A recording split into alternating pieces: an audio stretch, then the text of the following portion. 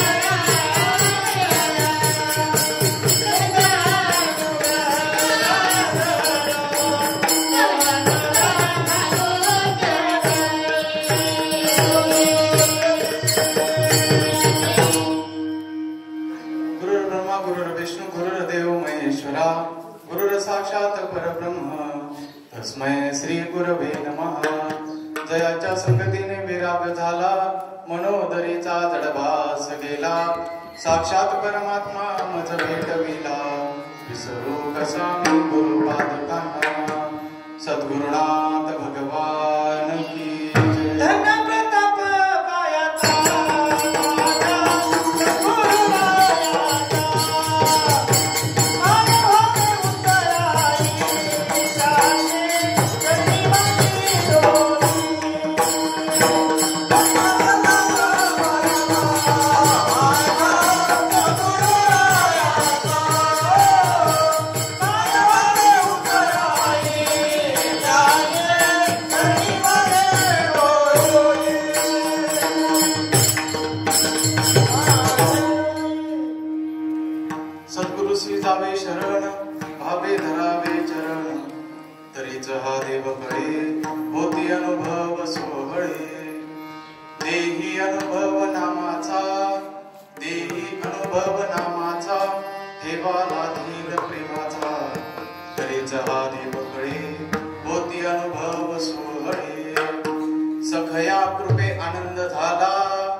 सखया कृपे आनंद झाला समतीचा देह भाव गेला तरीच हा देव कळे होती अनुभव सोहळे विठ्ठल विठ्ठल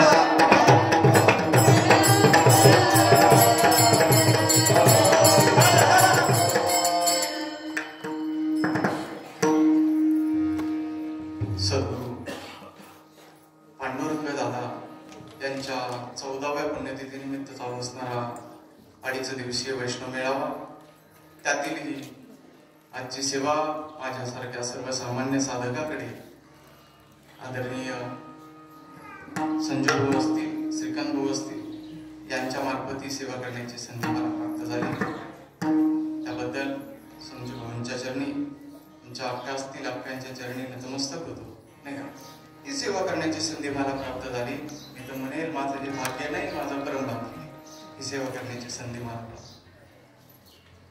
महात्म्यांची ही पुण्यतिथी उत्सव अगदी थाटामाटामध्ये आनंदामध्ये आपण साजरा करतोय आजचा हा दुसरा दिवस दुसऱ्या दिवसातील दुसऱ्या क्रमांकाची कीर्तन असेल सेवेकरिता निवडलेला अभंग महान भगवत भक्त आनंद संप्रदायातील थोर असणाऱ्या संत विदेही शांतामाई सोलापूर जिल्ह्यामध्ये करमाळा तालुक्यामध्ये श्री क्षेत्र निंभोरे गावामध्ये कधीही शाळेत न गेलेली महिला लिहिता येत नाही, वाचता येत नाही, अनपढ असणारी महिला, अक्षराची ओळख नाही, अशी असणारी महिला, महाराज काय सांगताय तुम्ही? लिहिता येत नाही, वाचता येत नाही, कुठल्याही शाळेमध्ये गेलेल्या नाही, आणि त्यांचा अभंग असं कुठं शक्य का? अरे ज्या ठिकाणी सद्गुरूंची कृपा होते ना, तिथं काहीच अशक्य नाही. सखयानंद महाराजांची कृपा झाली आणि सद्गुरूंच्या कृपेने शांताबाईंच्या जीवनामध्ये आलेले अनुभव, जे माझ्या तुकोबारांच्या जीवनामध्ये अनुभव आले, तुकोबारांनी अभंगाच्या द्वारे ते तुमच्या आमच्या समोर, तुमच्या आमच्या उद्धाराकरिता गाथा निर्माण केली. ज्ञानोबारायांना निवृत्ती दादांच्या कृपेने जे अनुभव आले, ते अनुभव माऊलींनी लिहून ठेवले. त्याला ज्ञानोबारायांची, माऊलींची गाथा म्हणतात. तुमच्या आमच्या उद्धाराकरिता माऊलींनी ती गाथा दिली. जनार्दन महाराजांच्या कृपेने नाथ महाराजांना आलेले अनुभव महाराजांनी अभंगाद्वारे लिहिले. नाथ महाराजांची गाथा मी त्याला म्हणतो. हे अभंग जसे अनुभव संपन्न आहेत, तसे शांताबाईंचा अभंग सुद्धा आजचा अनुभव संपन्न आहे. 2100 अभंग या मातेने लिहिले. त्या संतांच्या अभंगाच्या गाथ्यामध्ये अभंगाची संख्या आहे 2100.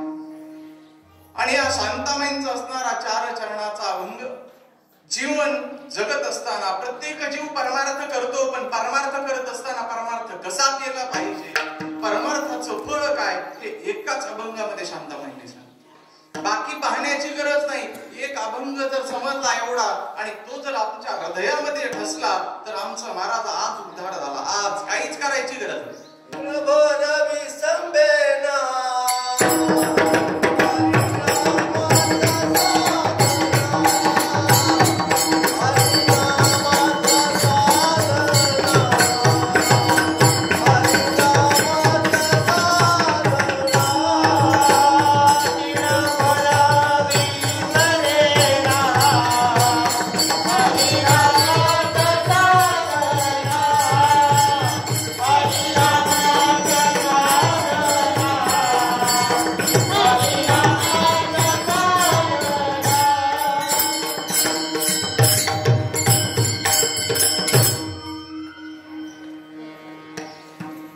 शांताबाईंच्या जीवनामध्ये जर पाहिलं, शांताबाईंचा गाथा जर पाहिला, शांताबाईंच्या गाथ्याला शांताबाईंचा गाथा उघडल्यानंतर अभिप्राय 2-4 अभिप्राय देत असताना, अभिप्राय कोणाचे आहेत?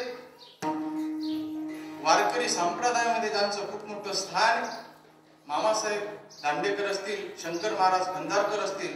शंकर महाराज खंदारकर असं म्हणतात की माईंचा गाथा जर वाचला, अभंग जर वाचले, तर यांच्या माईंच्या गाथ्यावरती जगद्गुरु तुकोबारायांच्या अभंगाचा प्रभुत्व आहे. अरे ज्या माईंना वाचता येत नाही, त्या शांताबाईंनी तुकोबारायांची गाथा वाचली असेल कुठं? याला कृपा म्हणतात. ती संतांची कृपा असते, सद्गुरूंची कृपा असते. सद्गुरूंची कृपा काय असते ते राजहंसांच्या पिल्लांना सांगायची गरज नाही.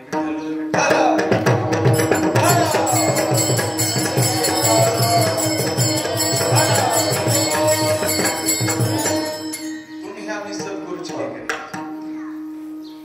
भाग्यवान आहेत. आम्ही पवित्र असणाऱ्या देशामध्ये जन्माला आलो, ठीक आहे. संतांच्या महाराष्ट्रामध्ये जन्माला आलो, ठीक आहे. महाराष्ट्रामध्ये जन्माला आलेल्यांची संख्या भरपूर आहे. पण आम्ही ज्या कुळामध्ये जन्माला आलो ते कुळ पवित्र आहे.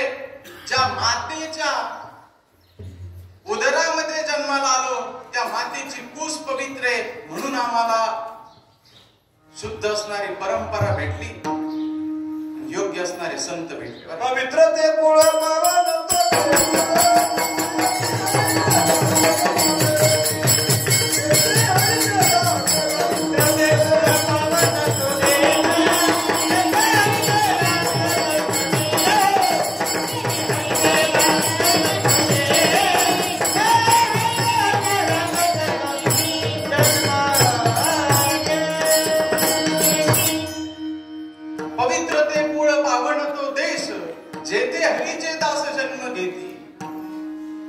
देश जरी पवित्र असला तरी देशाची लोकसंख्या पाहिली तर भरपूर. पण माऊली म्हणतायत आपल्याकडे लोकसंख्या भरपूर असेल, परमार्थ करणाऱ्याची संख्या भरपूर असेल, पण परमार्थ कसा करावा, कशासाठी करावा हे सांगणार आज महाराष्ट्रामध्ये कोणी राहिलेलं नाही. आज फक्त दिशाभूल केली जाते. परमार्थ करणाऱ्याला ऊत आला, रात्रीच बाबांनी सांगितलं नाही का. पंढरपूरची गर्दी पाहिली, आळंदीची गर्दी पाहिली, पाय ठेवायला जागा नाही एवढा परमार्थ चालू आहे. सगळ्यांचा परमार्थ पायाने चालू आहे. भाग्यवानेत आम्ही, सद्गुरू श्रीपाद बाबांनी आम्हाला डोक्याचा परमार्थ शिकवला आहे.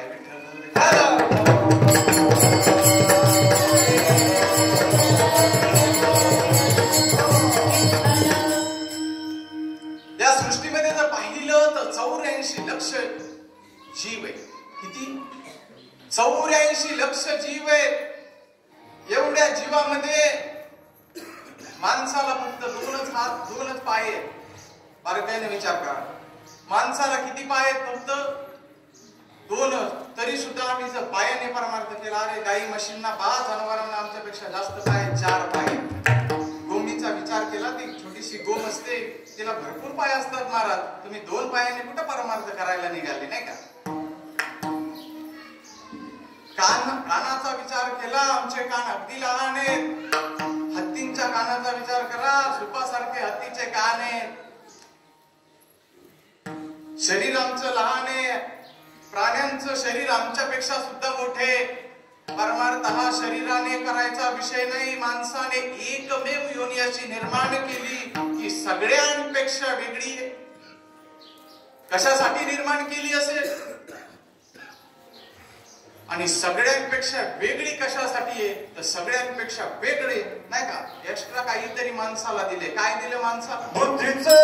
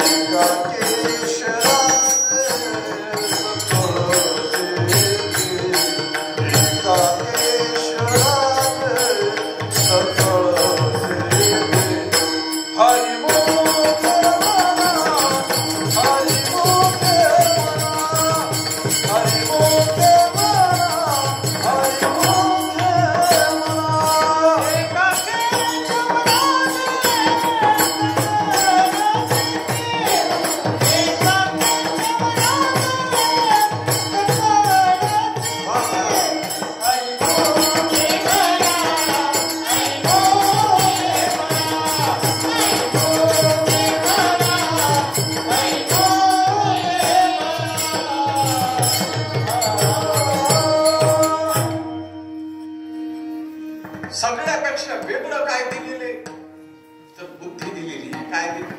कशासाठी दिली देवाने बुद्धी माणसाला? पण माणूस बुद्धीचा वापर करत नाही. परमार्थ हा बुद्धीने करायचा विषय. आमचे बाबा सांगतायत, आपल्याला बाबांनी सांगितलं, श्रीपाद बाबांनी, परमार्थ पावणे, परमार्थ हा पायाने करायचा विषय नाही. पावणे परमार्थ हा बुद्धीने झाला पाहिजे. आणि माऊली सांगतायत श्रीपाद बाबांचं काही वेगळं नव्हतं. मी तर म्हणे श्रीपाद बाबा म्हणजे सामान्य कोणी नव्हतं. ज्ञानेश्वर माऊलींचा अवतार म्हणजे माझे बाबा होते. बाबा सांगायचे, पाहुणे परमार्थ हा पायाने करायचा विषय नाही. परमार्थ हा बुद्धीने केला पाहिजे. आणि बुद्धीने परमार्थ करणाऱ्यांची संख्या कमी आहे. श्रीपाद बाबांचे वाक्य आणि माऊली तेच हरिपाठामध्ये सांगतात, हरी बुद्धी जपे तोन. काय फरक आहे माऊलींमध्ये माझ्या बाबांमध्ये? हरिपाठामध्ये माऊलींनी सांगितलं, हरी बुद्धी जपे तोन दुर्लभ आहे. पण बाबांनी तेच सांगितलं, परमार्थ हा पायाने करणाऱ्याची संख्या जास्त आहे, बुद्धीने करणारे तुम्ही आम्ही आहे. भाग्यवान आहेत आम्ही. दुर्लभ असणाऱ्या त्या नाही का नरामध्ये आमची नाही का गणना केली जाते. दुर्लभ असणाऱ्या नरामध्ये आमची गणना होते. म्हणजे आमच्यासारखे भाग्यवान दुसरे कोणी नाही.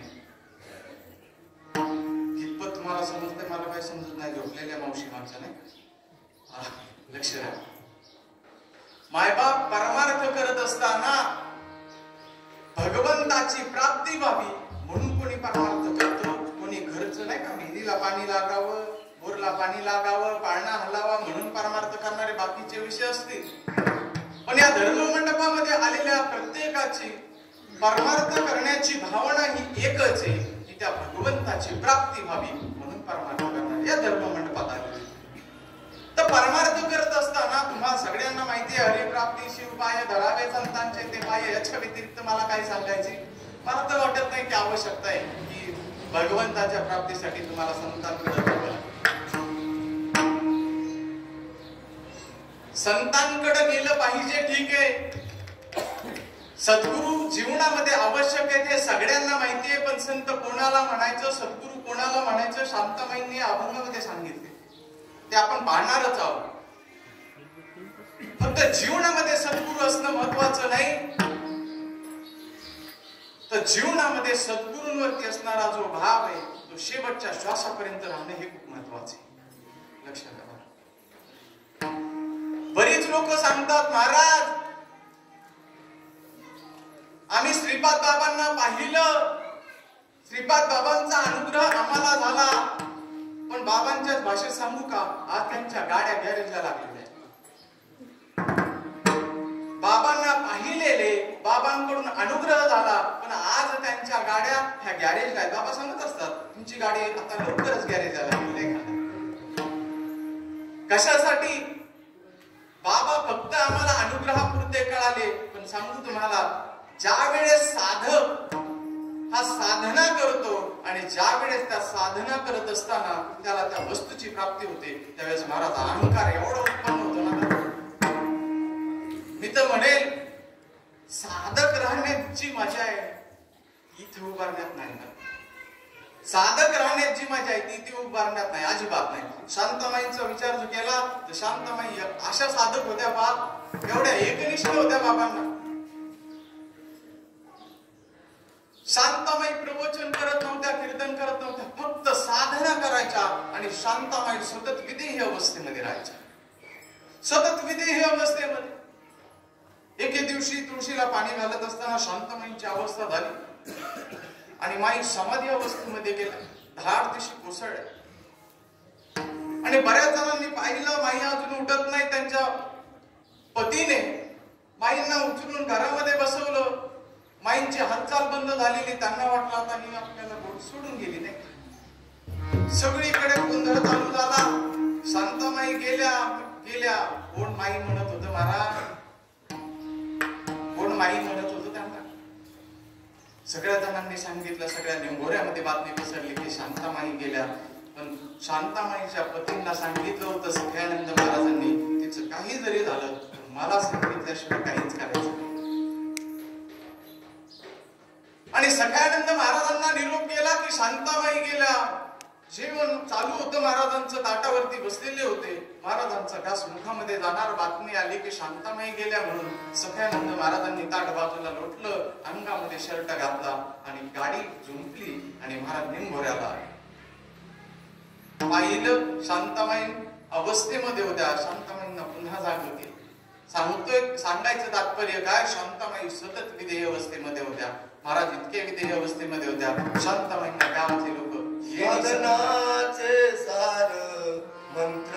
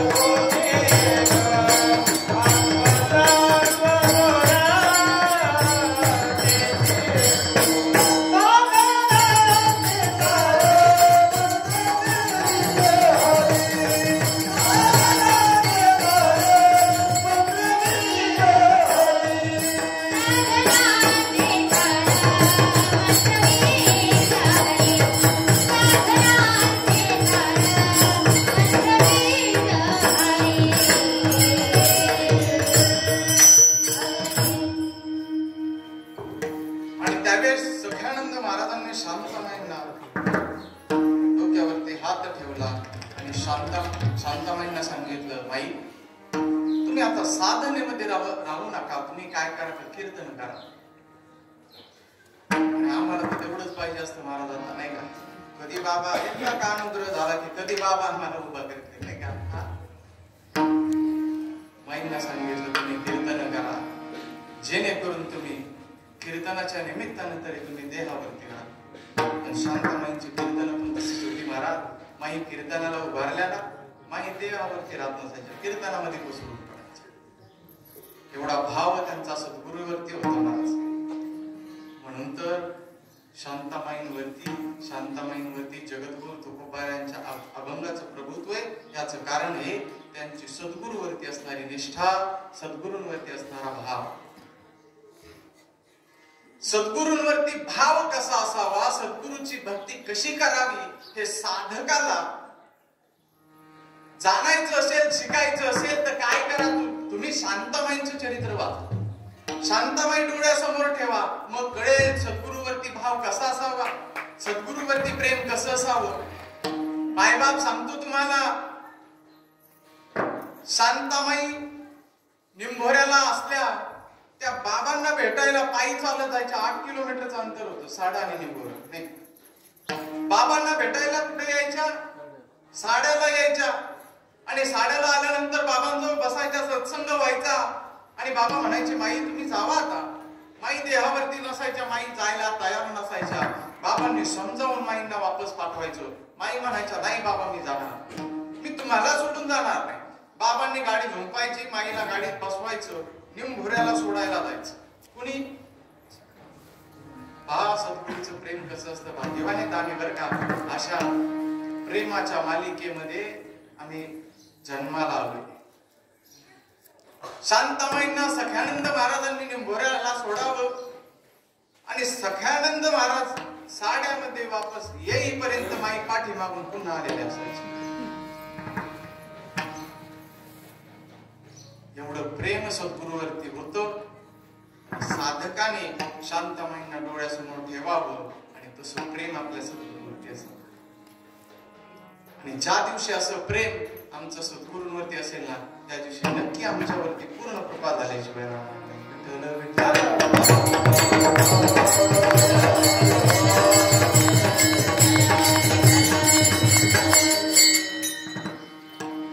म्हणून शांतामाई सांगताय, तुम्हाला सद्गुरूची कृपा जर करून घ्यायची असेल, तुम्हाला सद्गुरू प्रसन्न करून घ्यायचे असतील तर तुम्हाला काय केलं पाहिजे? तुम्ही सद्गुरूंना शरण गेला पाहिजे. पण शरण जात असताना नुसतं शरण जाऊन चालत नाही, तर भावाने शरण जा. सद्गुरूची जावे शरण, सद्गुरूची जावे शरण, सद्गुरूची जावे शरण, सद्गुरूची जावे शरण, सद्गुरूची जावे शरण, सद्गुरूची जावे शरण,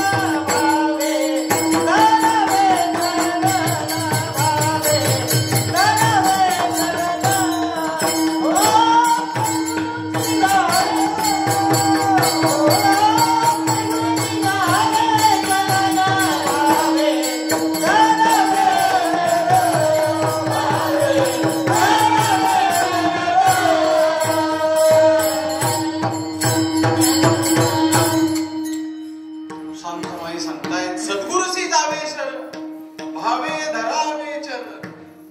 काय करा, बाकीच्यांचा विषय सोडून द्या. या धर्म मंडपामध्ये आलाय तर सद्गुरूंना शरण जा, पांडुरंग दादांना शरण. पण जात असताना एक लक्षात ठेवा, काळजावरती करून जा एक वाक्य, जात असताना भावे भावे धरावे चरण. रात्री बाबांनी सांगितलं देवाला शरण जाणं म्हणजे आई वडिलांना शरण जाणं म्हणजे देवाला शरण कसं जाणं. देवाला शरण कसं जायचं रात्री धनराज बाबांनी सांगितलं. सतत भगवंताचं नामस्मरण करणं म्हणजे देवाला शरण. तसं सद्गुरूंना शरण जाणं म्हणजे काय, तसंच आहे ना महाराज. तेने साधती साधन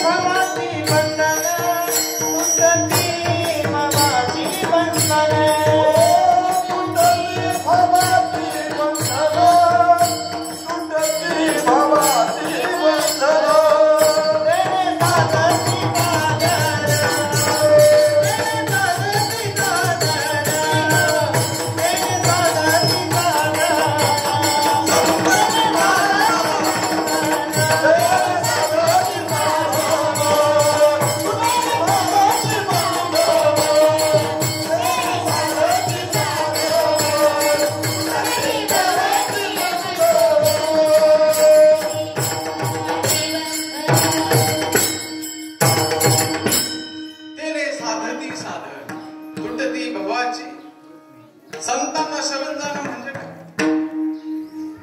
तर साधू संतांनी दिलेली साधना, ते साधना जर तुम्ही साधली, ते साधनेमध्ये जर तुम्ही सतत राहिला तर सद्गुरूंना शरण. दादांना शरण जाणं म्हणजे काय, दादांनी जो तुम्हाला अनुग्रह दिलाय त्या अनुग्रहाची साधना करणे, सतत त्या नामाचं चिंतन करणे, हे म्हणजे सद्गुरूंना शरण जाणे, म्हणजे दादांना शरण जाणे. याला का वेगळं काही. पण महाराज शरण जाणं म्हटलं की लोक नको ते करतात महाराज, दिखाव्याची भक्ती आपल्यामध्ये चालत. शरण जाणं म्हटलं की लगेच बरेच जण पाय सोडत का, तर आम्ही सद्गुरूंना शरण आहे, सद्गुरूंवरती आमचं खूप प्रेम आहे. प्रेम कुठं असतं, चार माणसं असली की आमचं प्रेम. वैष्णव मेळाव्याला आलं की सद्गुरू निष्ठा आमची एवढी जागी होते, आणि एकदा वैष्णव मेळावा संपला की सद्गुरूची नामची गाठ पुढच्याच वैष्णव मेळावा. अशी भक्ती महाराजांची. भक्ती करायची आहे तर शांतमय सारखी करावं, नाही तर मग तो परमार्थ असा झाला पाहिजे. एवढ्या मस्तीत परमार्थ करायचा महाराज, स्वतःच्या मस्तीमध्ये परमार्थ. लोक काय म्हणते त्याचा विचार करू नका. शांतमयीने जसा परमार्थ केला तसा मस्तीमध्ये परमार्थ करायचा महाराज. अशी साधना करायची की महाराज सांगू, शांतमयींना भेटायला जसे सख्यानंद महाराज यायचे, सोडायला जसे सख्यानंद बाबा यायचे ना, तसे दादा सुद्धा आम्हाला सोडायला आले पाहिजे. ते म्हणतात महाराज दादांना जाऊन 14 वर्ष झाले. ज्या आज्ञेनित्य म्हणत असतील दादा गेले, पण ज्यांची खरी निष्ठा दादांवरती, त्यांच्यासाठी दादा अजूनही गेलेले नाही, श्रीपाद बाबा गेलेले नाही. सांगू तुम्हाला आजही तुका म्हणे मी त्यांचे बाळ.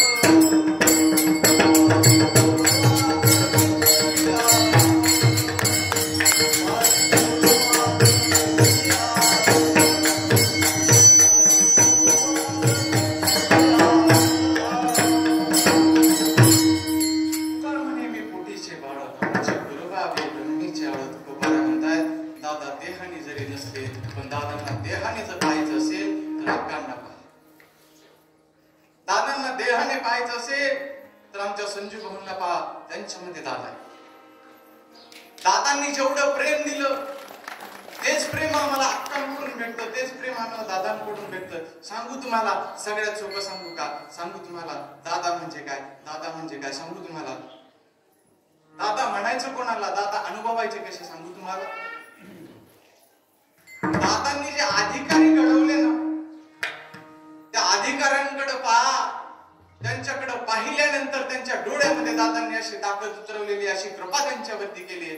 त्यांच्या डोळ्यामध्ये पाहिलं की आमचं ऊर भरून येतं. त्याला दादांची कृपा म्हणतात. हे दादा आहेत महाराज. अधिकारी म्हणायचं कोणाला? नुसतं अनुग्रह देणे आणि प्रबोध देणं याला अधिकारी म्हणत नाही. चकीपती कपडे घातले याला अधिकारी म्हणत नाही. खूप लहान आहे माझा अधिकार नाही. कीर्तन केले म्हणजे अधिकारी खूप मोठा झाला याला म्हणत नाही.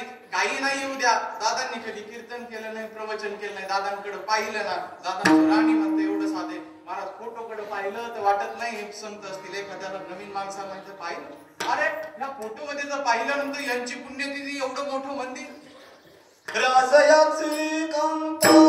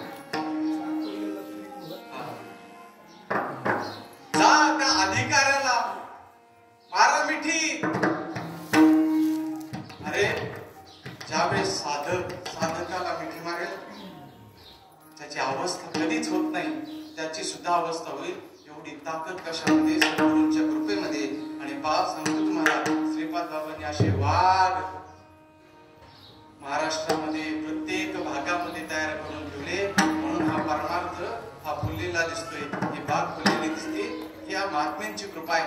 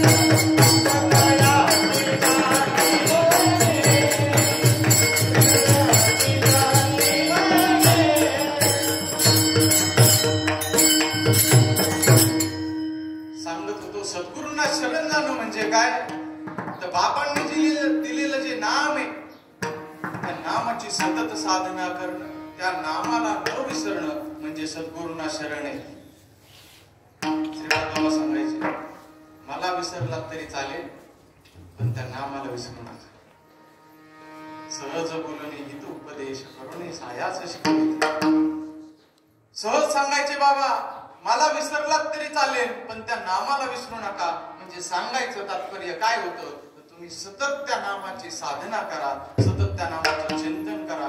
महाराज महात्मे असे सांगत असताना ज्यावेळेस साधक सतत साधना करतो त्यावेळेस तो साधक हा सद्गुरूला शरण असतो. पण शरण जात असताना तुम्ही काय करा, नुसतं शरण जाऊ नका, भावे धरावे चरण. भाव हा खूप महत्वाचा आहे. आणि वास्तविक जर पाहिलं आपले मालिका ही भावाची. पण गंमत अशी झाली, एका ठिकाणी असं झालं की म्हणले महाराज आमच्या पोराला तेवढी पोरगी बघा. ठीक आहे म्हटलं, आता रोज एका गावाला फिरतो, पाहिली पोरगी, म्हटले सगळं काही चांगलं आहे, सांगितलं पोरीच्या बापाला सगळं काही व्यवस्थित आहे, लग्न जमवलं.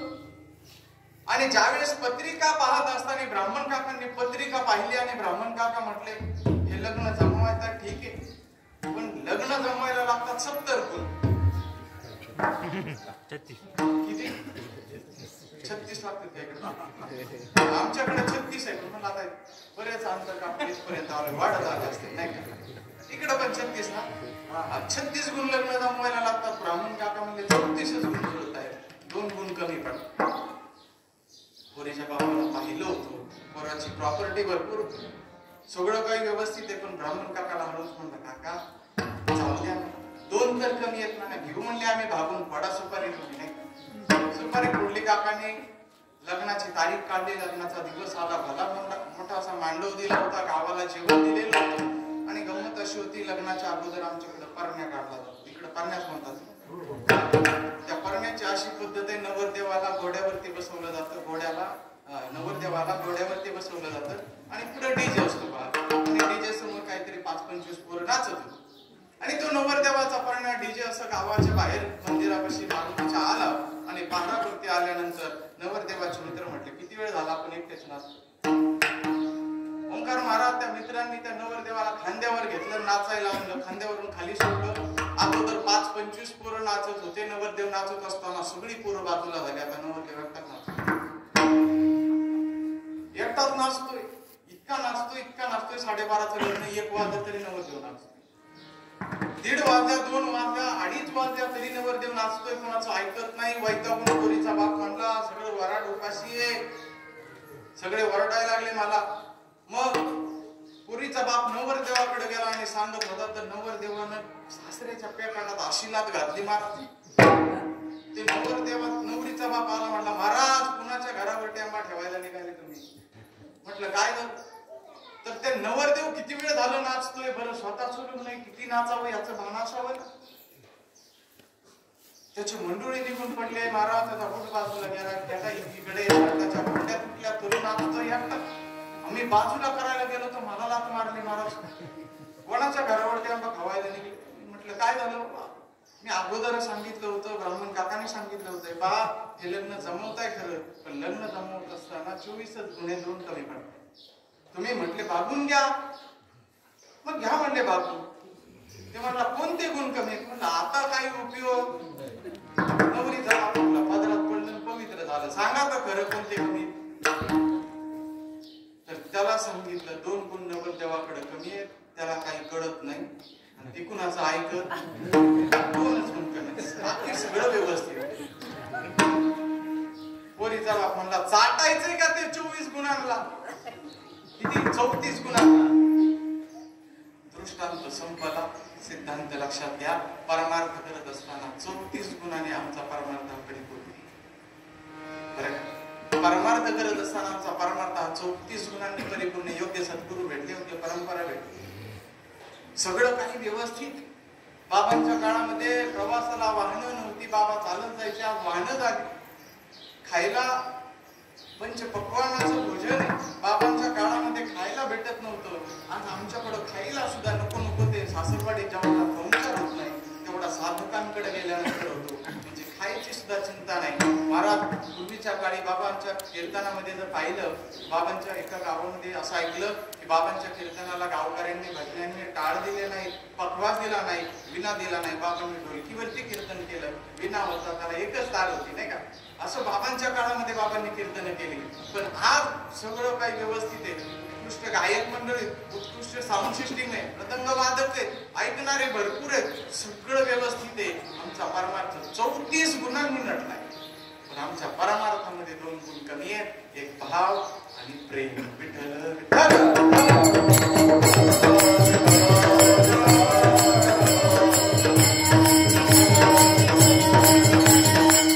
राजवंशाची लेकरे तुम्ही, तुम्हाला सांगायची गरज नाही. परमार्थामध्ये कमी असणारे 2 गुण आहे, त्याचा विचार करा. आणि ज्या दिवशी त्या गुणाचा विचार तुम्ही कराल, शांतामाई माझी सांगते, तुमच्याकडे भाव कमी आहे. भाव भावे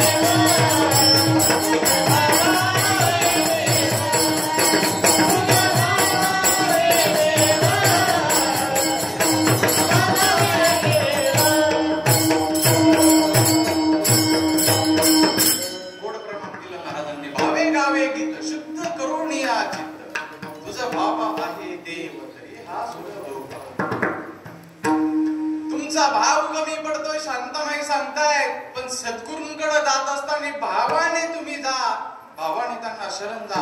आणि ज्या दिवशी तुमचा भाव सद्गुरूंच्या चरणावरती दृढ राहील, मी तर म्हणेल प्रत्येक साधकाने भगवंताकडे प्रार्थना केली पाहिजे, देवा माझा आज जो भाव आहे हाच भाव शेवटच्या श्वासापर्यंत राहू दे. एवढीच चरणी ठेविता भाव,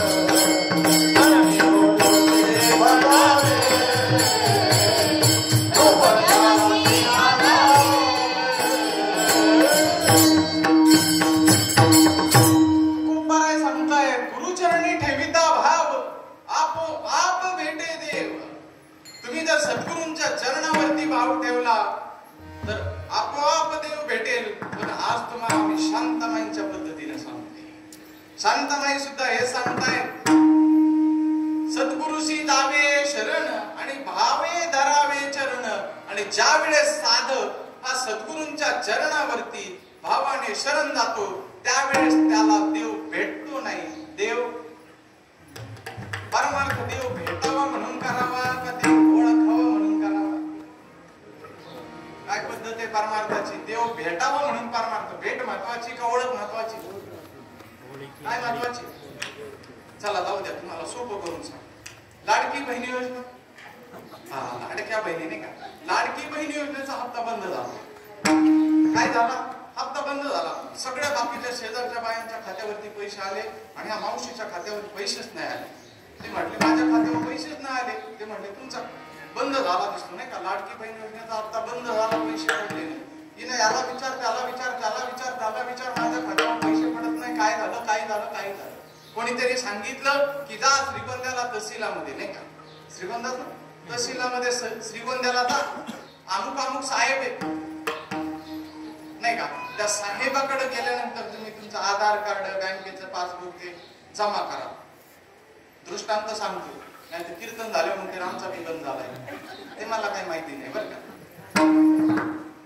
त्या अमुक अमुक साहेब आहेत श्रीगोंद्यामध्ये तहसीलामध्ये, त्यांच्याकडे आधार कार्ड, बँकेचं पासबुक जमा करा. दम निघतो महाराज. दुसऱ्या दिवशी सकाळी पहिली गाडी गाठली श्रीगोंद्याच्या तहसीलामध्ये. 10ला तहसील उघडतं, बाई 9 वाजता तिथे जाऊन बसली. चहा नाही, पाणी नाही, त्या तहसीलामध्ये बसली, हातामध्ये कागद आहे. पण गंमत अशी झाली, त्या साहेबाकडे भेटायचे होते, त्या साहेबाचं नाव विसरून गेले. आता म्हटले साहेबाचं नाव विसरलं ठीक आहे, पण आले मी बरोबर ठिकाणावरती नाही का, तहसील मध्ये जायला सांगितले, शोधू म्हणे आपण तहसील. आमचं हेच झालंय, याच्याकडे जायचं त्याचं नाव विसरून गेलो, नुसतं फिरतोय आम्ही काय. तहसील मध्ये गेलीये, तहसीलचं कामकाज सुरू झालं, बाई रिकामे हेलपाटे घालते त्या पोर्च मध्ये, इकडे जा तिकडे जा, याला बोलते त्याला बोलते. कोणी तिला काही व्यवस्थित सांगत, कोणीच व्यवस्थित सांगत नव्हतं. असंच आहे महाराज, काही जर फिरत राहिले ना तुम्हाला कोणीच काही सांगणार नाही, नुसतं मागं फिरून येतील नाही का. आणि आजपर्यंत आम्ही सुद्धा तेच केले, नुसतं फिरत राहिली, दिवसभर फिरत राहिली. आशा होती मनामध्ये 1,500 महिना कुठं घालवावा नाही. नाश्ता केला नाही बिचारीनं, जेवण सुद्धा केलं नाही, दिवसभर फिरत राहिली. दिवस मावळत आला नाही का, दिवस सरत आता 4 वाजल्या, 5 वाजता आता तहसील बंद होणार. दुःख झालं, अरे दिवसभर फिरते, माझा हेलपाटा विनाकारण झाला. चहा नाही, पाणी नाही, जेवण नाही, दिवसभर उपाशी आहे, हातात कागद आहे, तहसील मध्ये फिरते, इकडे जा तिकडे जा. 4 वाजता आपले गावचा सरपंचाची गाठ तहसील मध्ये पडली. कोणाची? गावच्या सरपंचाची गाठ तिथे पडली. आणि हिला मनाला समाधान वाटलं, आपल्या गावचे सरपंच आहे, आपलं काम काही होईल. हिने सरपंचाकडे गेले आणि सांगितलं, साहेब माझ्या लाडक्या बहिणीचा हप्ता बंद झालाय, हे कागद घेऊन मी इथं आले, पण त्या साहेबाचं नावच मला माहिती नाही आणि ते साहेबही माहिती. पण सरपंचाने सांगितलं ठीक आहे, चला मी तुम्हाला घेऊन जातो. सरपंचानं त्या साहेबाच्या कॅबिन मध्ये नेलं आणि साहेबाला सांगितलं, साहेब आमच्या गावची महिला आहे, त्यांचं काम लवकर करा बरं का. मी म्हटलं ठीक आहे करून देतो. ही बाई म्हणते, आणि मला काय हे साहेब माहिती नव्हते. सकाळपासून 50 वेळा साहेबाकडून गेले, साहेबाकडूनच फिरते, 50 वेळा इथून गेले. साहेबाची भेट झाली होती का नव्हती तिची? काय झाली होती? महिला मंडळ भेट झालती का नाही? भेट झाली होती. दिवसातून इतक्या वेळे झाली होती की त्याचं गणित पण ओळख नसल्यामुळं काय झालं? घोटाळा झाला. ओळख नसल्यामुळं दिवसभर उपाशी राहावं लागलं, विनाकारण त्रास झाला, दुःख झालं. का? ओळख नव्हती. भेटीपेक्षा ओळख महत्वाची. सरपंचाने काय करून दिली? ओळख करून दिली. काम किती वेळा झालं? किती वेळा? आमचा हप्ता बंद पडलेला किती वर्ष झाली? आणि नुसते रिकामे कागद घेऊन हेलपाटे घालतोय. जातो येतो आम्ही देवाच्या संग.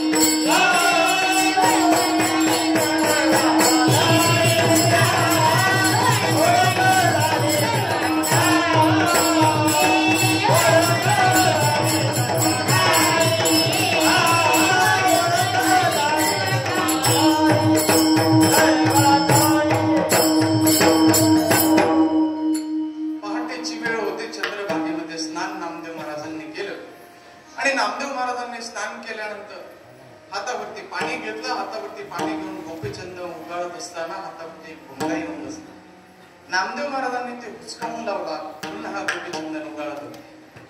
उगाळत आहे गोपीचंद, पुन्हा पुन्हा येतोय, पुन्हा हातावरती बसतोय. नामदेव महाराजांनी पुन्हा हुसकावून लावावं, पुन्हा गोपीचंदन उघडावं. असं करत असताना पुन्हा भुंगा हातावरती येऊन बसला. नामदेव महाराजांना राग आला. हुसकावून लावतायत, पुन्हा येऊन बसतायत, हुसकावून लावतोय, भुंगा लावतायत, पुन्हा येऊन बसतायत. नामदेव महाराजांना राग आला आणि भुंगा पुन्हा आला. नामदेव महाराजांनी गोपीचंदन हातावरती ठेवला आणि दुसऱ्या हाताने भुंग्याला धाट दिशेखाली गंध लावला. कुंडलिकाचं दर्शन घेतलं आणि गाभाऱ्यामध्ये ज्यावेळेस नामदेव महाराज येत आहेत, देवाचा गाल सुचलाय. अरे देवा, तुझा गाल सुचलाय देवा, तुझ्या गालावरती बोट उमटली देवा. कोणी हिंमत केली एवढी? देवानं सांगितलं, हिंमत तूच केली, तुझ्याशिवाय दुसरा हिंमत कोणीच करू शकत. देवा मी असं का करेन? नाही देवा, मी सकाळी स्नान करून मंदिरामध्ये आत्ता आलो, मी तुला कधी मारेन देवा? आणि तुला मारायची हिंमत माझ्यामध्ये नाही देवा, मी तुला का मारेन देवा? त्यावेळेस देवानं नामदेव महाराजांना सांगितलं, नामा, कालच तुला मुक्ताबाई आणि गोरबा काकांनी कच्चा म्हणून सांगितलं ना, रात्रीच तुला कच्चं ठरवलंय नामदेव. हा, रात्रीच तुला कच्चं ठरवलंय. तुम्हाला प्रश्न विचारला होता, मी तुला सांगितलं होतं त्यांचं खरंय. देवा तू नामदेवा तुम्हाला म्हटला की तू सुद्धा देवा त्यांच्या बाजूने बोलायला नाही. त्याचं उत्तर हे नामदेवा, मी कशासाठी थांबलो होतो त्याचं उत्तर हे, तुम्हाला फक्त पाहतो या 4 भिंतीच्या आतमध्ये तुम्हाला भेटलाय नामदेवा. तुम्हाला खूप वेळा भेटलाय. तुम्हाला अजून ओळखलेलं देव सांगताय कोणाला? नामदेवाला. नामदेवा तुम्हाला भेटलाय, मी तुला भेटलोय, पण तू मला अजून ओळखलं? विचाराने केला उपकार,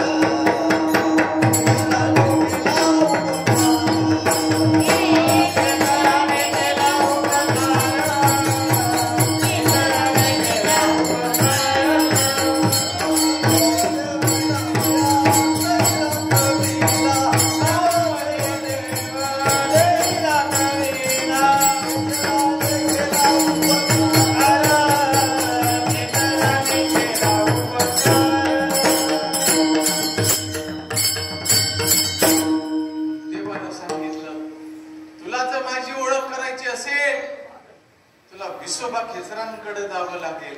अरे नामदेव महाराजांना संतांना देवाची ओळख करण्यासाठी सद्गुरूंना शरण जावं लागलं. तुमची आमची काय घट महाराज. म्हणून तुम्ही सुद्धा ज्यावेळेस सद्गुरूंना भावाने शरण जाल त्यावेळेस तुम्हाला सुद्धा देवाची ओळख होईल. अभंगात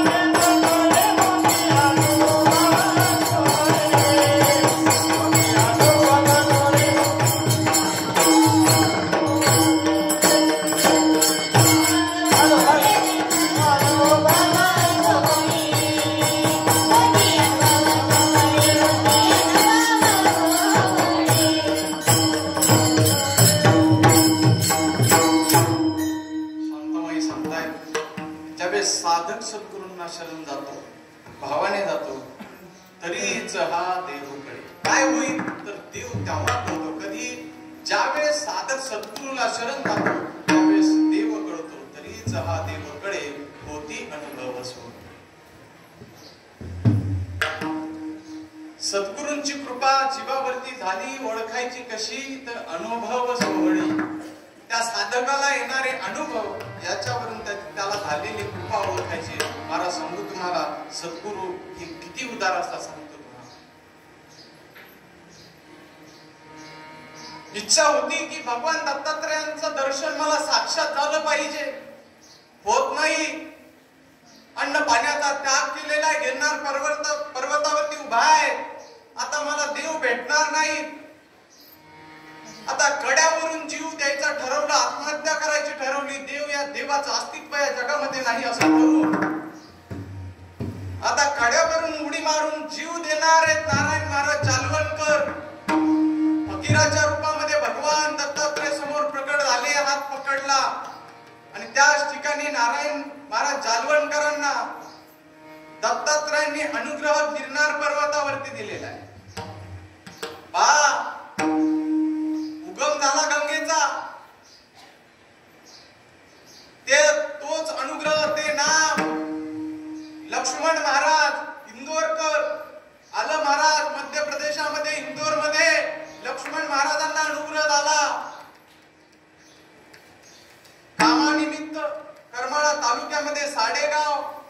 ब्राह्मण समाजाचा महात्मा बलभीम देशमुख कामानिमित्त इंदोरला गेले आणि इंदोरला गेल्यानंतर लक्ष्मण महाराजांची गाठ पडली.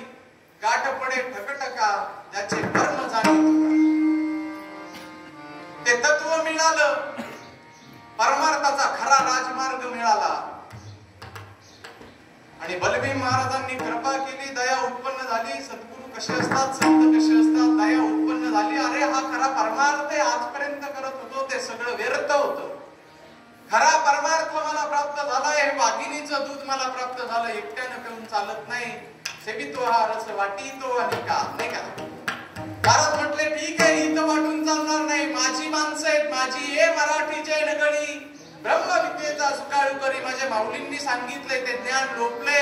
मला आता त्या ज्ञानाला पुन्हा मराठीचा नगरीमध्ये ब्रह्मविद्येचा सुकाळ झाला पाहिजे. पहा, महात्मा इंदूर वरून पुन्हा या महाराष्ट्रामध्ये आला. आनंद संप्रदायाची पवित्र असणारी गंगा उगम झाला गिरनार पर्वत. पण महाराष्ट्रामध्ये त्या गंगेचा उगम सोलापूर जिल्ह्यामध्ये करमाळा तालुक्यामध्ये श्री क्षेत्र साडे गावामध्ये त्या गंगेचा उगम झालेला आहे. उगमावरती गंगा छोटी दिसते, पण आता इकडे आल्यानंतर पहा काय विस्तृत रूप झाले नाही का गंगेचं. नदीनं मोठं रूप धारण केले. साडे गावामध्ये आले आणि बाबा, आता बाबांचं वय झालेलं होतं. जे मला भेटले ते इतरांना भेटलं पाहिजे. सामान्य जीवाचा येतो हिताचा कळवळा, जीव तुटे तिळ तिळा. बाबांना वाटायचं हे प्रत्येकाला भेटलं पाहिजे, पण महाराज जिथं पिकतं तिथे इकत घ्यायला कोणीच तयार नाही. पण देत असताना सुद्धा महात्मे पहा, देत असताना सुद्धा देणाऱ्याची योग्य घेणाऱ्याची योग्यता पाहून दिलं जायचं. पुढचा माणूस योग्यतेचा आहे का हे पाहिलं जायचं. बलभीम महाराज सुद्धा विदेही अवस्थेमध्ये असायचे. बाबा ज्यावेळेस साड्यामध्ये आले, साडगाव भलं मोठं होतं आणि बाबांची परिस्थिती तशी गरिबीची होती.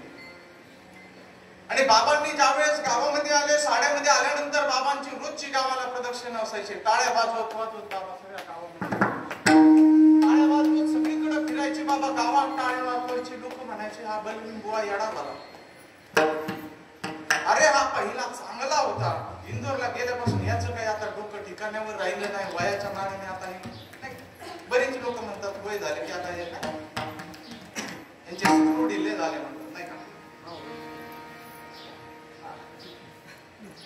पण तसे लोक म्हणाले साड्यातले की आता बलभीम बुवाचे काही स्क्रू ढिले झाले नाही का. आता यांचे डोकं जागेवरती राहिलं नाही का. तो गावामध्ये टाळ्या वाजवत फिरत होते आणि आल्यानंतर पहा टाळ्या वाजवत वाजवत बाबा यायचे आणि सखानंद महाराजांचं भलं मोठं असं किराणा दुकान होतं. आणि सखानंद बुवा दुकानामध्ये बसलेले असायचे. गडगंज श्रीमंती होती बाबांची. 350 एकर बाबांची जमीन होती. 100 एकर पानमळा होता. 40 बैलजोड्या होत्या. कामाला एवढे गडी होते महाराज. आणि पूर्वीचे लोक साड्यातले अजूनही सांगतात बलभीम महाराजांच्या खांद्याला गटे पडले होते. कशाने पोते उचलून, कशाचे, ज्वारीचे बाजरीचे नाही. पूर्वीच्या काळात नोटा नव्हत्या, त्यावेळेस नाणी असायची. त्या नाण्यांचे कोणे पाहून बाबांच्या खांद्याला गटे पडले होते. एवढा पैसा होता बाबांचा, एवढी श्रीमंती होती माझ्या मनात. दुकानासमोर बाबा यायचे, टाळ्या वाजवत आल्यानंतर सखानंदा बाबांकडे पाहायचे आणि बाबांच्या डोळ्यातून अश्रूंचा धारा लागायचा. सखानंद बाबांनी पाहायचं, अरे हा बलभीम बुवा येतो, रोज येतो, गावामध्ये फिरतोय, टाळ्या वाजवतोय, पण माझ्या दुकानासमोर आल्यानंतर माझ्याकडे पाहून अश्रूंच्या धारा. म्हणजे हे रडतायत का रडतायत पाहिलं. आईला सांगितलं. आई म्हणते, अरे सखानंदा, ब्राह्मण रडलेला चांगला नसतो रे. त्याला काही लागत असेल तर ते त्याला किराणा, त्याच्याकडे पैसे असतील नसतील. सांगितलं तुम्हाला हा किराणा घेऊन जा. ते म्हटले नको, मला तुझं काही नको, माझ्याकडे जे आहे ते तुला द्यायचं. हा संत कसे असतात, माझ्याकडे ते तुला द्यायचे, मला तुझं काही नको हे म्हणायचे. नेमकं सखानंद महाराजांना भाषा समजत नव्हती. असं करण्यात बरेच दिवस निघून गेले आणि परत लक्षात यायला लागलं की यांचं नेमकं म्हणणं काय आहे. आणि त्यावेळेस आईंना सांगितलं, आई आता ते म्हणताय माझ्याकडे जे नाम आहे, जे तत्व आहे, ते तुझ्याकडे द्यायचंय, तुला द्यायचंय. त्यावेळेस सखानंद महाराजांच्या आईने विरोध केला, नाही चालणार. अरे आपण वाणी समाजाचे, आपण लिंगायत आहे. आपल्या धर्मामध्ये इतर समाजाचा गुरु केलेला चालत नाही. आपल्या समाजामध्ये आपल्या धर्माचा गुरु असा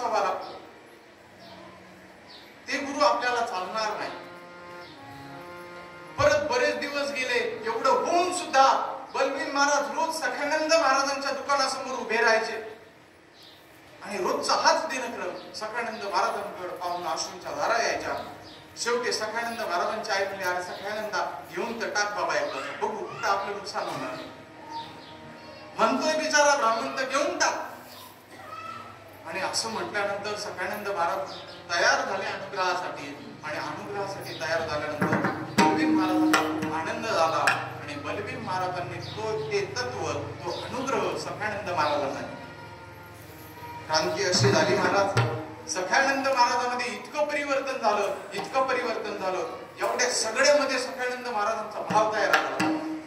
आणि भाव तयार झाला आणि सखानंद महाराजांवरती अशी कृपा झाली, तो देव वडाला कुणी सखानंद महाराजांनी. आणि लोक यायचे, का हो सखानंद महाराज, तुम्ही सांगता सगळ्यामध्ये देव आहे, सगळ्यांच्या हृदयामध्ये देव आहे, पण तुमच्या देवाला 350 एकर जमीन आणि आमच्या देवाला एकर भर सुद्धा नाही. सखानंद महाराजांनी लिहून द्यायची. त्यानं तो उतारा घ्यायचा आणि गावामध्ये सांगायचं, ते बुवा येडा झालाय, जमीन वाटायला लागलाय. गावातल्या लोकांची लाईनच लागली महाराज. लोकांनी उतारा अख्खा बाबांचा कोरा केला.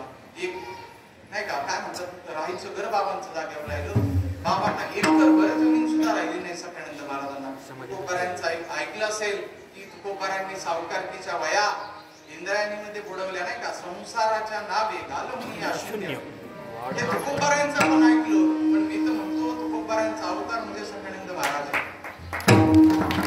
जाऊन पहा साड्यामध्ये 350 एकर जमीन असणारा महात्मा. अरे संसार जर केला असता तर आज करमाळा तालुक्यामध्ये श्रीमंतीच्या बाबतीत कोणी हात धरला नसता. जमीन वाटून टाकली याचं कारण तुमच्या आमच्या उद्धारासाठी, तुमच्या आमच्यासाठी. हे तुम्हाला भेटलंच नसतं, त्यांनी वाटली नसती तर. संसाराची राख रांगोळी केली या महात्म्यांनी, या तत्वासाठी आमच्यापर्यंत हे तत्व आले. जागे व्हा, फुकट नाही आलेलं. या महात्म्यांनी संसाराची रांगोळी केली आहे, राख रांगोळी यांच्या संसाराची झाली म्हणून आमच्यापर्यंत हे तत्व आले. बाबांच्या समाधीला जागा नाही, गुंटा जागा नाही. ज्याला जमीन दिलीये समाधीच्या जागेवरती हातापाया पडून त्या बाबाला म्हटलं, अरे पैसे घे पण नावावर करून दे, गुंटा तरी. तो द्यायला तयार नाही. महाराज महात्म्यांनी काय केलं आमच्यासाठी, सगळी जमीन संपली. म्हटले आता बैल जोड्या राहिल्या किती, 40. परत लोक आले, दोन बैल घेऊन गेले महाराज. बैल जोडी सुद्धा वाटून टाकली. महात्मा आता अख्खा मोकळा झाला फार म्हणतो. बाबांनी अनुग्रह दिले. साड्यामध्ये जवळजवळ 24 ते 25 लोकांना अनुग्रह दिले. पण गंमत अशी झाली, अनुग्रह देत असताना अनुग्रह सगळे पुरुषांना दिले होते. निंबोऱ्याच्या शांतामाई भजनाची आवड होती. ज्यांचा आपण अभंग घेतलेला आहे, शांतामाईंना भजनाची आवड होती. आणि भजनासाठी शांतामाई कुलकर्ण्यांच्या घरी, कुलकर्णी काकाच्या घरी जायच्या. तिथं सखानंद महाराज जायचे. आणि शांतामाईंचं लक्ष गेलं बा सखानंद महाराजांवरती. आणि शांतामाईंनी सांगितलं, काका तुमचे गुरु मला अनुग्रह देतील, तुमचे गुरु मला अनुग्रह देतील का. काका म्हणले ठीक आहे, मी बोलून बघतो. त्यावेळेस सखानंद महाराजांना काका म्हणतायत. कुलकर्णी काकांनी सांगितलं, अहो ती कोळ्याची शांता, तिला अनुग्रह घ्यायचा. सखानंद महाराजांनी पाहिलं शांतामाईंकडं आणि सांगितलं, माते मला बाप, मी तुला अनुग्रह देऊ शकतो. शांतामाईंना खूप वाईट वाटलं महाराज. त्या घरी आल्या आणि पुन्हा दुसऱ्या दिवशी राहवलं नाही. पुन्हा बाबा आले आणि शांतामाईंची इच्छा पुन्हा झाली, मला अनुग्रह घ्यायचा आहे. सखानंद महाराज पुन्हा शांतामाई विनवणी करतायत, बाबा मला अनुग्रह द्या ना. मला का अनुग्रह देत नाही, तुम्ही तर सांगताना न पाहे याती कुळाचा विचार. तुम्ही सांगता मग मी कोळ्याची म्हणून तुम्ही अनुग्रह देत नाही. मी एक स्त्री आहे, एक महिला आहे म्हणून तुम्ही अनुग्रह देत नाही का. तुम्हीच म्हणता ना यारे लहान याती गलती झाली न, का तुम्ही मला अनुग्रह देत नाही. त्यावेळेस सखानंद महाराजांच्या डोळ्यातून अश्रूंच्या धारा येत आहेत. आणि सखानंद महाराज म्हणतायत, मी परमार्थातला नपुस आहे, परमार्थातला मी नपुसक आहे. मी आजपर्यंत ज्यांना अनुग्रह दिला नाही, कोणाची सुद्धा अवस्था झाली. मी दिलेला अनुग्रह सगळा व्यर्थ जातोय. माझ्याकडून परमार्थ हा फलद्रूप होत नाही. हे परमार्थातला नपुसक हे शब्द ऐकल्यानंतर शांतामाईंच्या अनुग्रहाच्या अगोदर अष्टसात्विक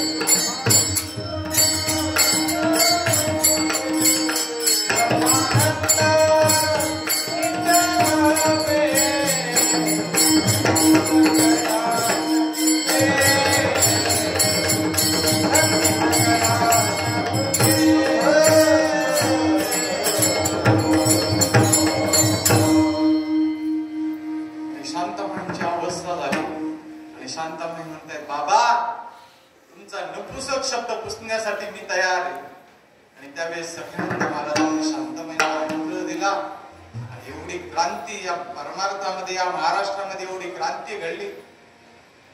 तोच अनुग्रह शांतामाईंकडून बंडो बाबा, केरो बाबा आणि तो अनुग्रह श्रीपाद बाबांपर्यंत त्या महात्म्याने आमच्यावरती अशी कृपा केली आहे, तुमचा अधिकार पाहिला नाही, मागेल त्याला अनुग्रह दिला. अरे पेताड सुधारतील बाबांचे वाक्य. सचित सुखाचा अनुभव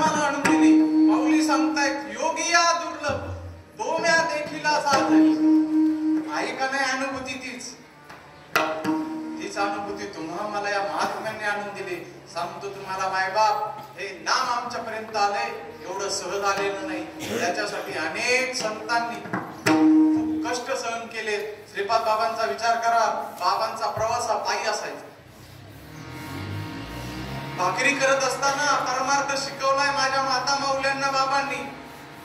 भाकरी करत असताना अरे तुमच्या आमच्या घरामध्ये येऊन, तुमच्या आमच्या गावामध्ये येऊन बाबांनी परमार्थ शिकवला.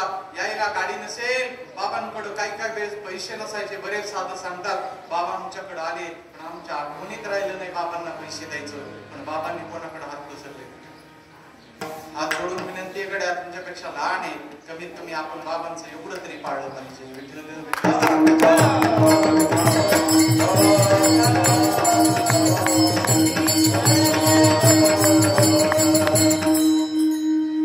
सगळ्या साधकांना विनंती आहे, हे तत्व आमच्यापर्यंत इथपर्यंत येण्यासाठी या महात्म्यांनी अनेक कष्ट घेतलेले, म्हणून तुम्ही या महात्म्यांना विसरू नका. विसरू नको साधका Bye.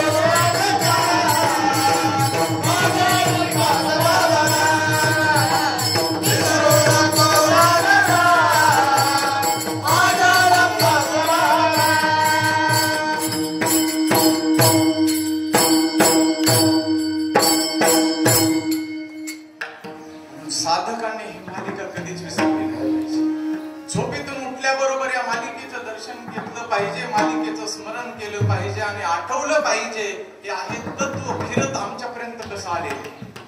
आणि ज्या वेळेशी जाणीव साधकांच्या हृदयामध्ये होईल ना, मग आमचा भाव कधीच डळमळणार नाही, कधीच आमचा भाव कमी होऊ शकत नाही. हे मालिकेचं स्मरण दिवसात नाही का कमीत कमी सकाळी उठल्याबरोबर केलं पाहिजे. चला,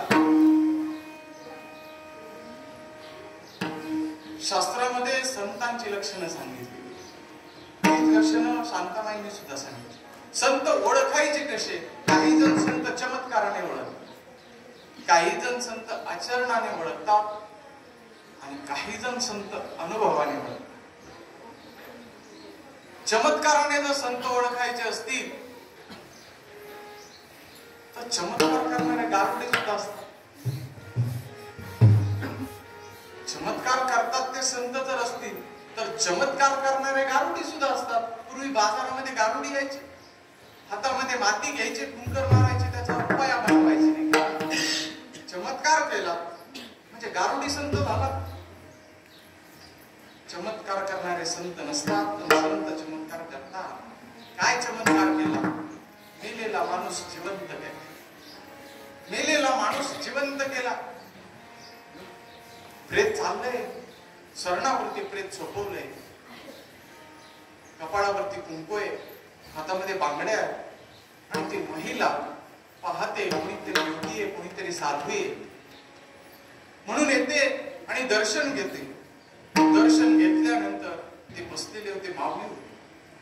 माऊलींच्या मुखातून शब्द निघाला, सौभाग्यवती. त्या मातेच्या डोळ्यातून अश्रूंच्या धारा लागल्या आणि माऊलींच्या चरणावरती ते अश्रू पडल्यानंतर माऊलींनी डोळे उघडून पाहिलं, कोणीतरी सौभाग्यवती, कोणीतरी पतिव्रता आहे. आणि ती दर्शन घेतल्यानंतर माऊलींनी आशीर्वाद दिलेला आहे, सौभाग्यवती भव. माऊलींनी प्रश्न केला, माते मी तुला आशीर्वाद दिला, सौभाग्यवती भव, मग तुझ्या डोळ्यातून अश्रू. माते, सौभाग्यवती स्त्रीसाठी सगळ्यात महत्वाचं, जीवापेक्षा प्रिय तिला तिचं सौभाग्य असतं. आणि मी तर तुला आशीर्वाद दिलेला आहे, सौभाग्यवती भव, तरी सुद्धा तुला दुःख का वाटलं ना? त्यावेळेस त्या मातेनं सांगितलं, महाराज तुम्ही कोणीतरी मोठे साधू दिसताय. ती समोर चिता आहे, ती माझ्या पतीची आहे आणि आता मी सती जाणार. शेवटचं दर्शन तुमचं घ्यावं म्हणून इथं आले होते, पण तुम्ही सौभाग्यवती भव हा आशीर्वाद दिला. महाराज पती गेलाय म्हणून रडत नाही, महाराज कोणीतरी साधू आहे आणि त्या साधूचे आज शब्द खोटे ठरणार आहे म्हणून डोळ्यातून अश्रूंच्या धारा येत आहेत. माऊलींनी आवाज दिला, सच्चिदानंद उठा. झोपलेला माणूस उठून बसावं. सच्चिदानंद बाबा त्या चितेवरती उठून बसले आणि माऊलींना शरण आले. मेले माणूस जितो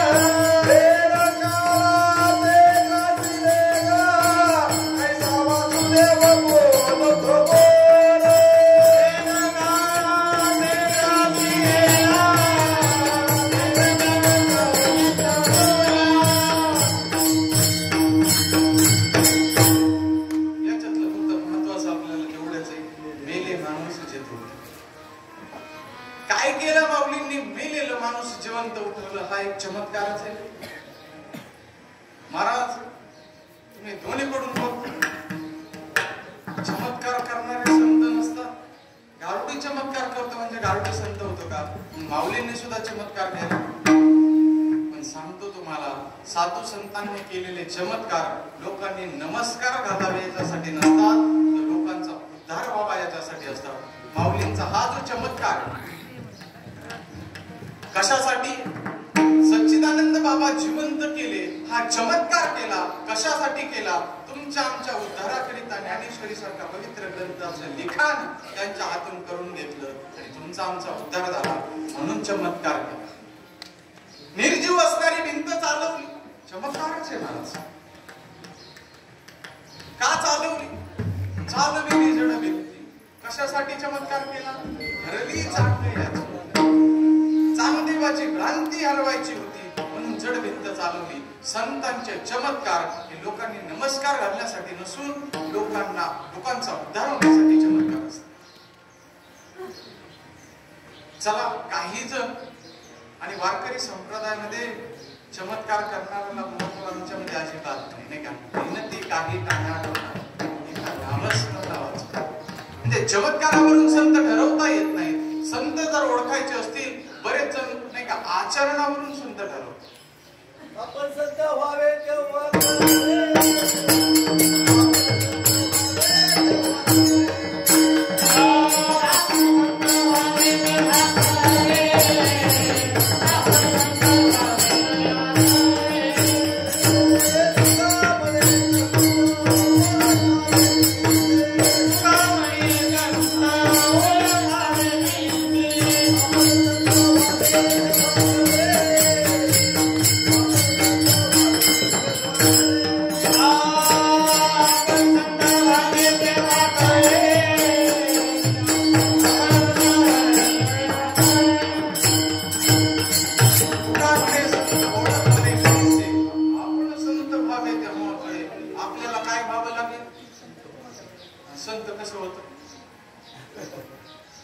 संत ओळखायला बाबा सांगायचे पहिलवानाचं वर्णन हे पहिलवानानंच केलं पाहिजे. आमच्या सारख्यानं जर पहिलवानाचं वर्णन केलं तर तो पहिलवानाचा अपमान आहे ना. तसं संत ओळखण्यासाठी संत पदाला गेलं पाहिजे. चला, संत काही जण कशाने ओळखतात तर संत आचरणाने ओळखतात. गंमत अशी महाराज, आचरणाने संत ओळखता येत नाही. भगवी कपडे घातले म्हणजे संत होतात. आमचे तुकडोजी महाराज म्हणतात, अरे कुत्र्याच्या अंगावर सुद्धा भगव्या छटा असतो नाही का? दाढी वाढवली, जटा वाढवली म्हणजे संत होत नाहीत का? अरे जंगलामध्ये हसवलीला काय जटा केली? भस्म अंगावरती लावलं म्हणजे संत होत नाहीत. अरे गाढवाच्या अंगावर काय भस्माला पट आहे नाही का? गाढव तर रोज भस्मामध्ये उकिरड्यावरती लोळत असतं. रात्री बाबांनी सांगितलं, तीर्थयात्रेमध्ये स्नान केलं म्हणजे संत होत नाही. आता चंद्रभागेमध्ये दुपारच्या पारामध्ये शिकून असतात नाही का? म्हणजे संत पेहरावाने संत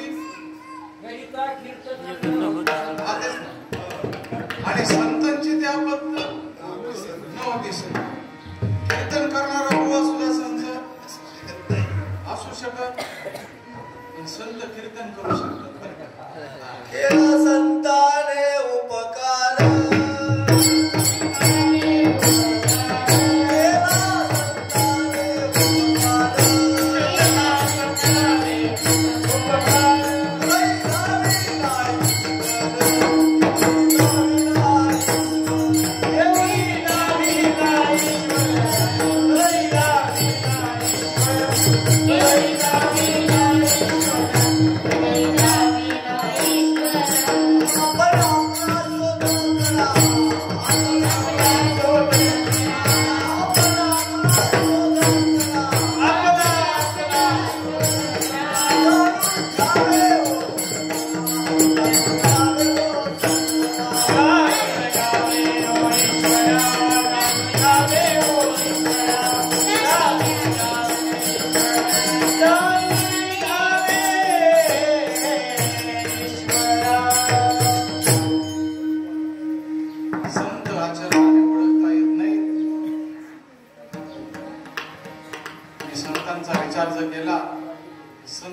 रावाने तर कधीच ओळखता येत नाही.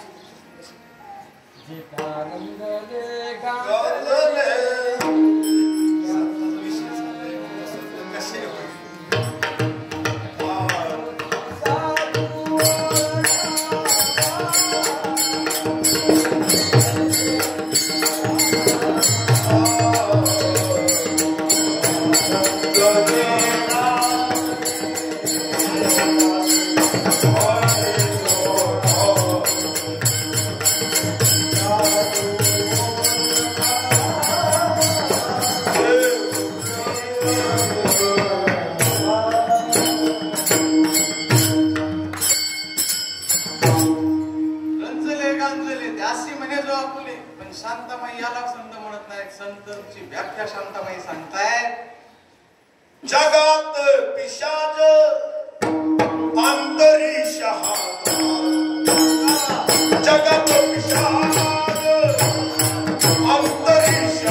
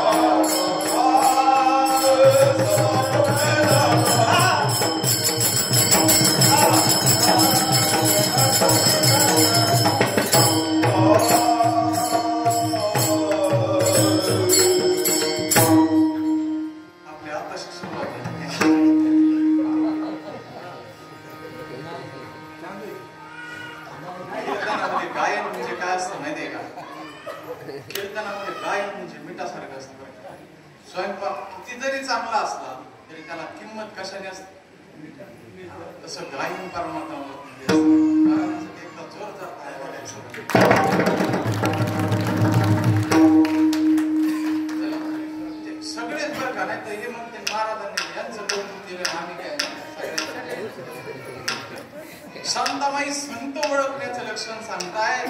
संत पेहरावाने ओळखता येत नाही, संत चमत्काराने ओळखता येत नाही. संत ओळखायचं लक्षण काय, तर संत हे अनुभवाने ओळखतात. संत ओळखायचे कसे, संत हे अनुभवाने ओळखायचे. मग संतांकडे अनुभव कशाचा असतो, अनुभव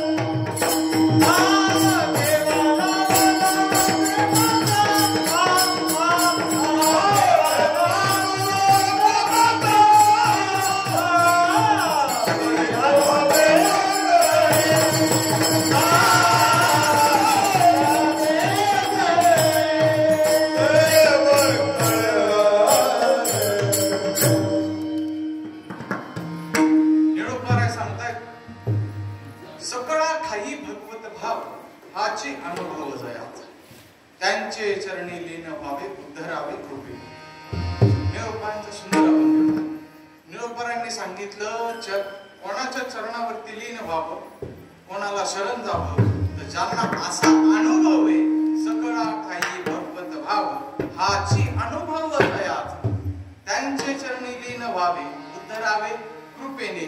त्याचा संदर्भ शांतामाईंच्या अभंगाशी लावतो. शांतामाई सांगतात, देही अनुभव नामाचा देवाला देल प्रेमाचा, आणि काय करा, त्यांना शरण जावं भावाने. ज्यांना सकळा ठाई भगवत भाव, या चराचरामध्ये देव भरलेला आहे. नाही तुमच्या आमच्या हृदयामध्ये जो आत्मा आहे तोच देव आहे, ही अनुभूती ज्यांना आली त्यांना शरण जा, आणि काय व्हा, उद्धरावे कृपेने. संभाळी तो झालेला ना तोर, संभाळी तो झालेला